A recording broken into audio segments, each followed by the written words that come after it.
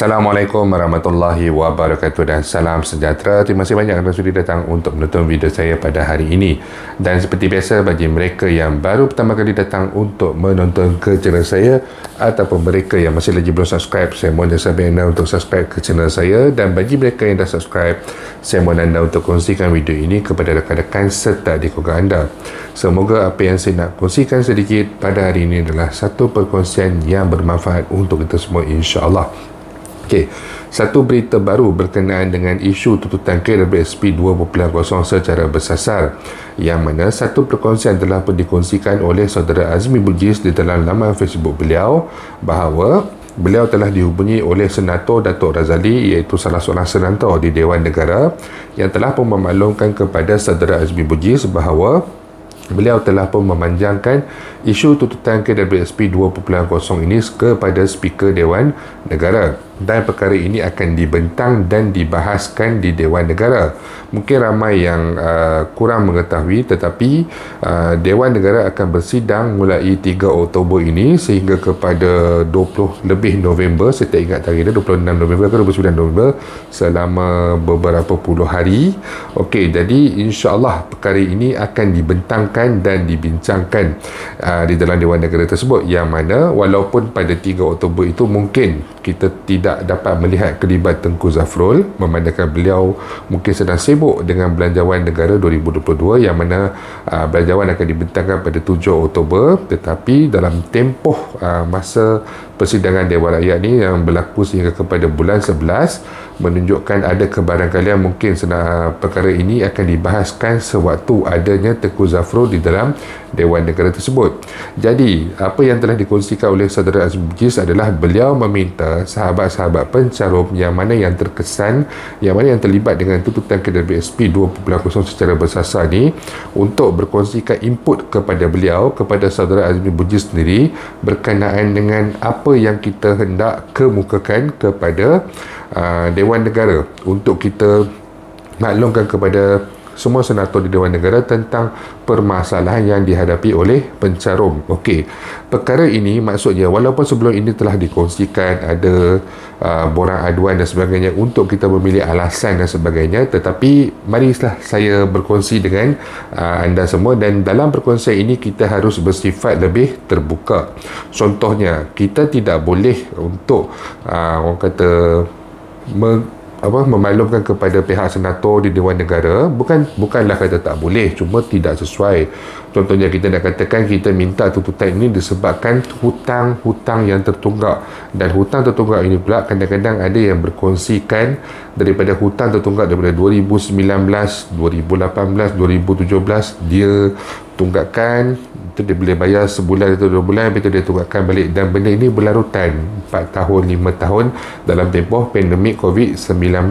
Cumanya perkara ini dilihat tidak kukuh. Sebab apa? Sebab hutang itu adalah hutang yang berlarutan sebelum daripada pandemik COVID-19 lagi. Daripada tahun 2019 tak ada COVID lagi, tahun 2018 tak ada COVID lagi, memang dah ada masalah hutang disebabkan pelbagai perkara yang kita sendiri tahu, tetapi untuk kita drag ataupun untuk kita bawa isu hutang yang berlanjutan ni mungkin kurang sesuai. Jadi melainkan kalau kata hutang-hutang yang baru, yang mana yang ataupun bukan hutang yang baru, tetapi hutang yang mana kita punya keterjejasan tu disebabkan oleh pandemik COVID-19. Mungkin ada yang mengalami perkara-perkara ini, contohnya yang seperti dikatakan oleh Dr. Ashraf Wajidi, underemployment, yang mana sebelum ini bekerja dalam kategori pendapatan T20, tapi sekarang bekerja dalam kategori pendapatan B40. Jadi dengan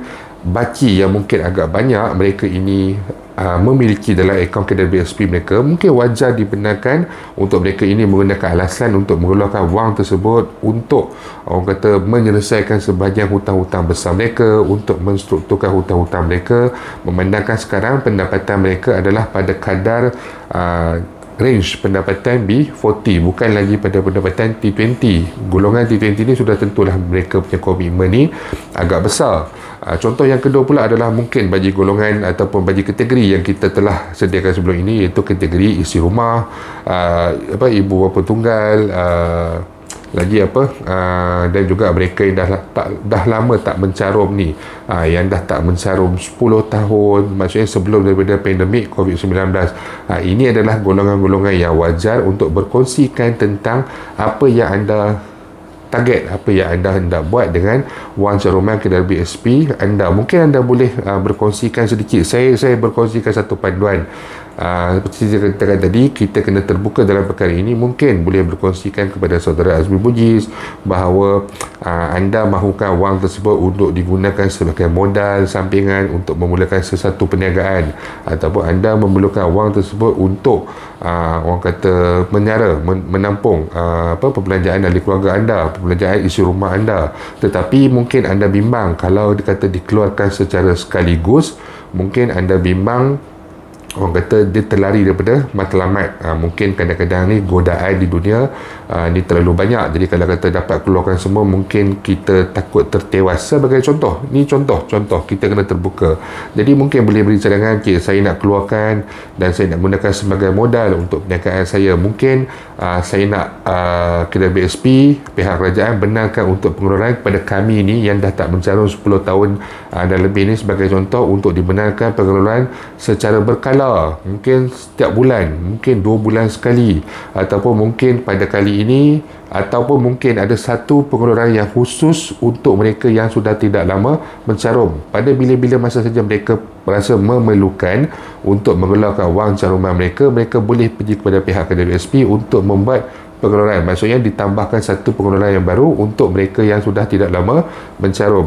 Salah satu alasan kenapa saya suka untuk mencadangkan ada pelbagaian kaedah pembayaran, bukan saja one off keluarkan semua ataupun ada bayaran bulanan dan sebagainya, adalah mungkin ada pencarum yang dia tidak selesa untuk keluarkan semua. Jadi dia mungkin nak perlukan dalam tahun ini, dia mungkin perlukan dalam 10,000. Jadi katalah dalam akaun dia ada 200,000 Kedai BSP, dia keluarkan 10,000, dia tinggal 190,000 dan dia biarkan 190,000 itu sahaja. Jadi pada tahun hadapan dia akan menikmati dividen sepanjang tahun 2022 dengan baki sebanyak RM190,000. Walaupun dia bukan pencarum yang aktif, tidak ada sebarang wang caruman yang dimasukkan ke dalam akaun Kedai BSP beliau selama tempoh dah 10 tahun, tetapi beliau setiap tahun menikmati dividen. Jadi caruman tu daripada 190,000 dia akan bertambah jadi 190, kalau kata 200,000, dividen mungkin dalam 7 atau 8,000, jadi dia jadi 197, 198,000. Dengan wang asal yang dia ada sebelum ini sebanyak 200,000, dia keluarkan 10,000, dia biarkan 190, kemudian menjadi 197,000 ataupun 198,000 sebagai contoh. Bukankah itu sesuatu yang menarik, yang baik, yang mana mungkin pihak kerajaan sudi untuk mempertimbangkan, kerana setidak-tidaknya orang kata pencarum ini boleh orang kata survive dalam satu tempoh jangka masa yang tertentu. Jadi pada anda yang berada dalam kategori-kategori yang telah pun ditetapkan oleh Pertubuhan Gagasan Inovasi Rakyat, jadi anda harus kongsikan pandangan anda harus kongsikan permasalahan anda dan juga penjelasan anda dengan pada saya dengan satu kadar ataupun dengan satu hujah yang realistik. Jangan, tak ada masalah, saya faham semua orang mempunyai masalah, tetapi kalau kita nak cerita pasal hutang-hutang yang terbaru dan sebagainya, tapi yang bukan disebabkan oleh pandemik dan sebagainya, ataupun disebabkan kos-kos tertentu pendidikan anak dan sebagainya, mungkin kurang sesuai. Bukan nak minta dikecam, tapi kalau kita tengok posting saudara Azmi Bugis pun, dia minta kita berkongsikan tentang sebab kenapa kita minta pengeluaran ini, yang mana sebab ini bukanlah pada sebab yang kebiasaan. Sebab yang kebiasaan ni orang kata sebab kehilangan pendapatan.